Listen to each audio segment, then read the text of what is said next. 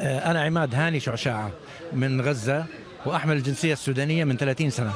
والله أنا رجعت قبل عدة شهور من الحرب، وقعدت أرتب في غزة البيت والمكان اللي بدي أستقبل فيه أولادي ومرتي، وفجأة انقلبت الدنيا بين يوم وليلة. أنا طول عمري عايش برا غزة، لكن 60 سنة، وحبيت أرجع آخر عمري أعيش أنا ومرتي وأولادي في غزة. ورحت على المعبر مرتين على اساس اني معي الجنسيه والجواز السوداني، بيرجعوني بيقولوا لي لا لازم يكون لك اسم في الكشوفات.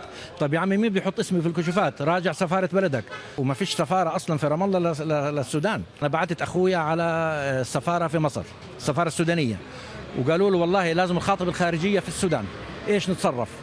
وبعدين احنا بنتصرف لما يجينا الرد. طيب السفاره الخارجيه وين؟ قال الخارجيه نقلناها على بور سودان. فيش، لانه الخرطوم يعني صار فيها مشاكل. وهيني بستنى هالكلام هذا اكثر من شهر. الحل انه يعني يا اما السفاره تخاطب الخارجيه المصريه بحيث انه ينحط اسمي في الكشوفات اللي هو اصحاب الجنسيات المزدوجه، واطلع. انا ضيف عند عائله 22 واحد في غرفه، وكل اثنين بتغطوا في حرام وفيش فراش، وقاعد بنتظر اللحظه اللي فيها اسمي ينحط في المعبر.